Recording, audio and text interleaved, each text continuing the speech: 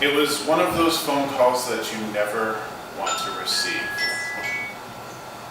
A few months ago, my then 14-year-old son was spending Sunday with his mom and her fiancé, Jim. They live a few towns away from me. As I was getting ready to go pick him up, Sequoia called me. Thinking that he was calling to tell me they were running late, he in fact was in hysterics. He was crying and gasping for air. "Dad, I need you to come get me. I need you to come get me right now." "Kiddo, what's happening? What's going on?" "It's Jim. He just fell. He just dropped. He had a heart attack. The ambulance is here and I need you to come get me." Madam Contest Chair, fellow Toastmasters, and guests. As I was driving to the hospital, my heart was racing. I was anxious, I was worried, I was confused. When I got to the hospital, Sequoia and his mom were out in the parking lot, and needless to say, both of them were a wreck.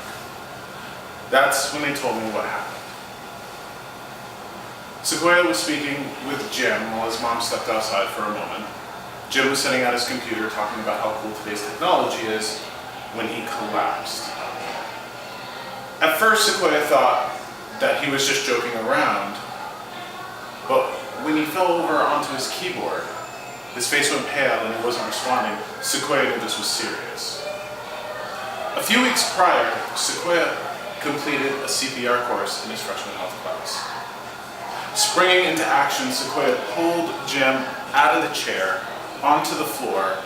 He called 911 with his cell phone, put it on speakerphone, and he started to immediately administer CPR to the tune of the Bee Gees' "Staying Alive." Boom, boom, boom, boom, staying alive, boom, boom, boom, boom, staying alive, staying alive. It's what they taught in health class. And while tremendously ironic, it's at least one good thing that came out of the disco era. Sequoia did CPR on Jim until the ambulance arrived. Jim was taken to the local hospital, and from there airlifted 2 hours away to Dartmouth-Hitchcock.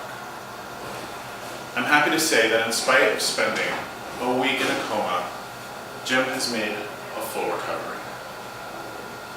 What we found out later was that this wasn't a heart attack, this was sudden cardiac arrest.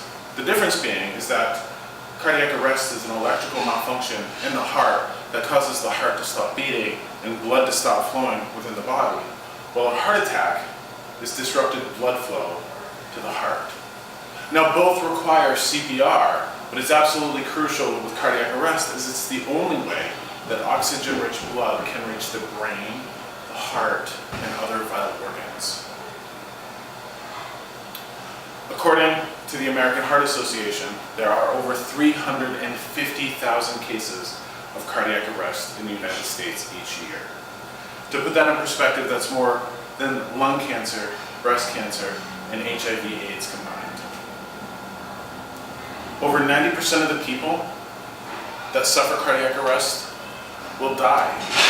But a person who receives CPR upon cardiac arrest has triple the chances of survival. And still, only 8% of those people will make it. Throughout all of this, I've reminded Sequoia that he is both a hero and a victim.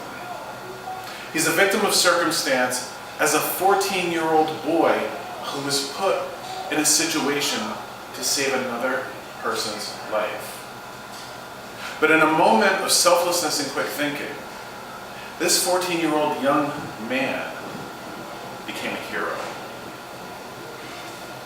Christopher Reeve, who played Superman in the 1980s, said, "A hero is someone who, in spite of weakness, doubt, and not always knowing the answers, goes ahead and overcomes anyway." I'd like you to think right now, if someone in this room were to collapse in front of you, what would you do? Would you spring into action, performing CPR on them, hopefully helping them to survive? Or would you just freeze up, helpless? helplessly overcome with doubt and not knowing the answers, hoping that someone else stepped in for you. Well, I never want to be in the position that Sequoia was in. I wanted to do something about it in case I was.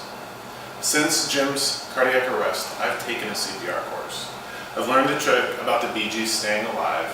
I've learned how to do CPR on babies, children, and adults. During that course, I realized how terrifying it really is to be doing CPR on someone who might be dying in front of you. It also made me realize how much of a hero my son really is. Who here in this room has taken a CPR course or is certified in CPR? Please raise your hand.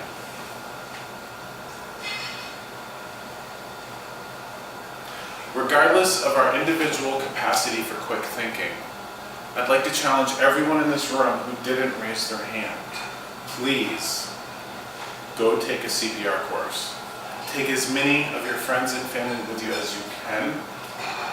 Your local hospitals and fire departments offer them regularly. Even the American Red Cross offers classes online. Like I said, over 350,000 people will suffer cardiac arrest in the United States alone this year. In the time it takes to answer a table topics question, one person in this country will die. You could be walking down the street, shopping in the grocery store, visiting with a friend, and you could collapse. But in the time it takes to deliver a table or a Toastmasters speech, you could save a life. The odds are truly stacked against us. So what are you going to do? Whose hero will you be?